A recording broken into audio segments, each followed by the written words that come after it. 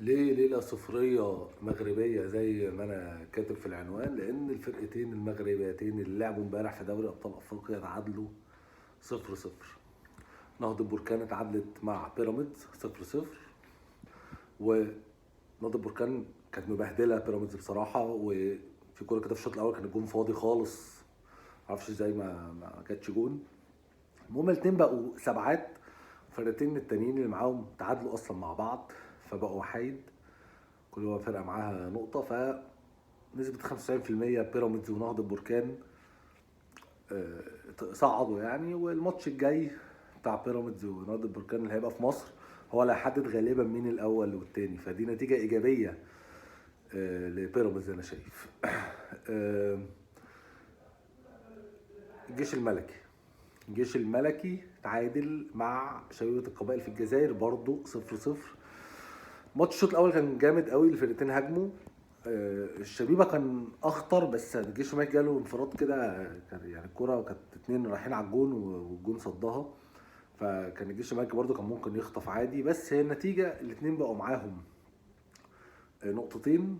انا كنت قلت في فيديو ان هما كده يعطلوا بعض وخلاص صعب يصعدوا، لكن هو الاهلي كسب بيانج افريكانز، فيانج افريكانز 4، فعادي. فالفرقه اللي هتكسب الماتش الجاي هتخش، والاهلي الماتش الجاي بتاع يانج افريكانز الاهلي في تنزانيا، بس هو الاهلي برضه صعب يخسر يعني، ممكن يتعادل، فغالبا برضه الاهلي صعد اول. فبس الفرقه من الجيش او الشبيبه اللي هيكسب ممكن ينافس مع يانج افريكانز على الصعود. النهارده في الكونفدراليه الزمالك والمصري، الزمالك في مشاكل كبيره، وقف قيد، استقروا ان هو غالبا هنكمل بالسكواد ده وهندعمه.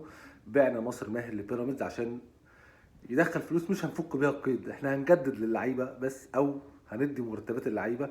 وغالبا معتمد جمال هيكمل شويه لحد ما يشوفوا مدرب اجنبي، كان الكلام رايح انه ميكالي، بس واضح المفاوضات وقفت، معرفش فشلت ولا لا، بس غالبا هو ده اللي هيتم.